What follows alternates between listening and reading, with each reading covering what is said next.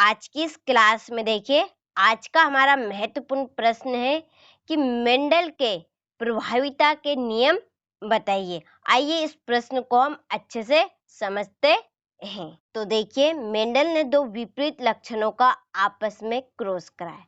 एक तो लिया उन्होंने लंबा, शुद्ध लंबा पौधा, और दूसरा लिया शुद्ध बोना पौधा, जिसे हम प्रदर्शित करते हैं कैपिटल टी से, और इसे हम स्मॉल टी से प्रदर्शित करते हैं। देखिए, इन पौधों के युग्मक बनाए, यानी इन्हें अलग अलग किया। इसी तरह इन्हें भी अलग अलग किया, यानी कि ये क्या हमारे युग्मक है। आप यहाँ पर लिख सकते हैं युग्मक। और देखिए, जब हमें दोनों ही कैपिटल टी प्राप्त होते हैं तो वहाँ लंबा पौधा बनेगा, और जब हमें दोनों ही स्मॉल टी प्राप्त होते हैं तो वहाँ बोना पौधा बनेगा, और जब हमें कैपिटल टी और स्मॉल टी प्राप्त होगा वहाँ पौधा लंबा बनेगा। इसे आप ध्यान रखिएगा। देखिए, अब हमारे देखिए युग्मक हो गए। इसके बाद देखिए, इस वाले टी का क्रॉस हम इस वाले टी के साथ करेंगे तो हमें कैपिटल टी और स्मॉल टी प्राप्त होगा। जब हम इसका क्रॉस इस वाले से कराएंगे तो हमें कैपिटल टी और स्मॉल टी प्राप्त होगा। देखिए, फिर हम इसकी बारी आ रही, तो इसका क्रॉस हम इस वाले टी से कराएंगे तो हमें कैपिटल टी और स्मॉल टी प्राप्त होगा।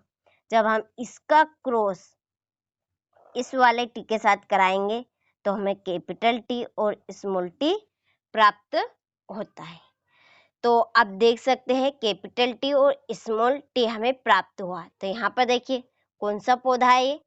लंबा पौधा। देखिए, हम इसमें बोने पौधे का भी कुछ अंश है, तो हमें बोने पौधे भी प्राप्त हो सकते थे, लेकिन यहाँ पर नहीं हुए। क्यों नहीं हुए? क्योंकि ये इसके गुण छिप गए। किसके गुण? बोने पौधे के, और हमें केवल लंबा ही पौधा यहाँ पर प्राप्त हुआ। कौन सा पौधा प्राप्त हुआ?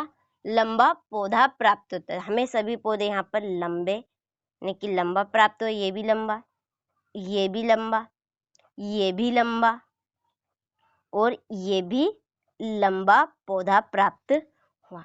तो देखिए, हम यहाँ पर कह सकते हैं कि हमें यहाँ पर केवल लंबे पौधे के ही गुण दिखाई दिए, यानी कि प्रभावी लक्षण। जो लक्षण दिखाई दिए उन्हें प्रभावी लक्षण कहते हैं, और जो लक्षण छिप गए उन्हें अप्रभावी लक्षण कहते हैं। तो देखिए, जो पहली पीढ़ी थी हमारी, उसमें ये कौन सी पीढ़ी है हमारी? पहली पीढ़ी।